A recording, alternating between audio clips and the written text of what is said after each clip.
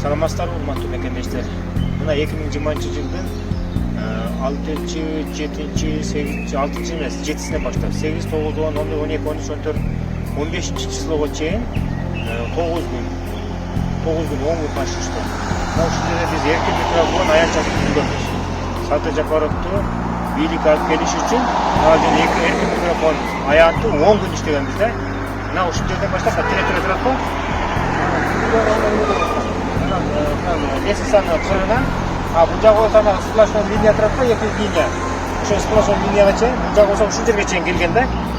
Биз ушул аянтты, ушул эркин микрофон аянтында микрофонду каалаган адамга берип, только Саты Жапаровду колдойсуңар деп эч кимге чужойлорго бербейт элек, только Саты Жапаровду колдоочуларга гана берет элек. Ушул жерде сүйлөтөт эле элдерди. Мына ушул жерде 10 күн иштедик, иншалла. 2020-жылдын 7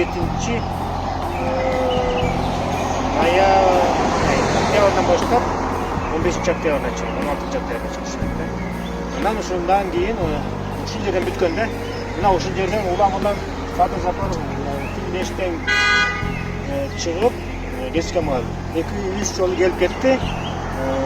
Элдер келип кеткенде, эл ушунчалык кубануу менен тосуп алып келсечи. Ушулай ишик болчу да, чыкты. Ал убакта жанында милиция аспекаттар жүрөт эле, башкалар жүрөт эле, алар дагы деп ушул жерде түшкөн сүрөттөр ушул жерде.